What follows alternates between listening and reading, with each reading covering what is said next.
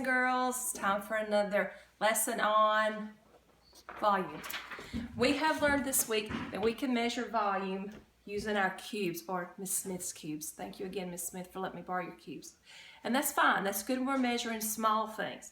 But in real life, we sometimes measure the volume of bigger things. It would be kind of silly for me to take these cubes and try to measure the microwave. It would take a lot of cubes to do that. It would be kind of silly for me to take these cubes and try to measure the volume of my refrigerator. Think how many cubes it would take. It would be really, really silly for me to take these cubes and try to measure the volume of Miss Dickerson's pantry, where I keep all my snacks. So I'm not going to use cubes. I'm going to use a different unit. Instead of using this unit, I'm going to use a unit called inches or feet or yards.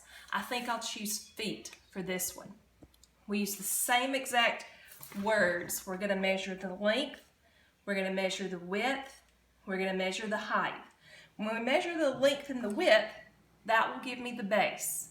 After I get that number, I'll measure the height.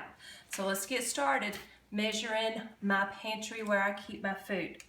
The length of my pantry is about 2 feet.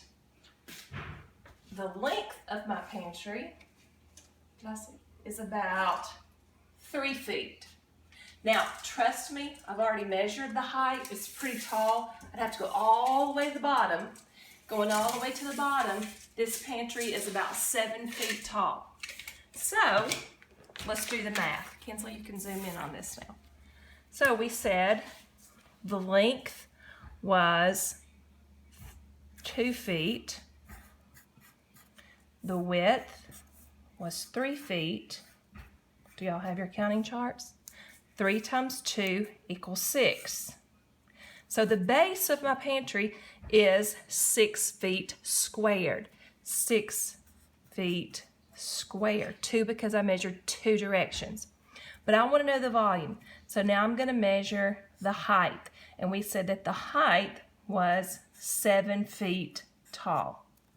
So 6 times 7 equals 42 feet cubed. 42 feet. I measured 3 directions.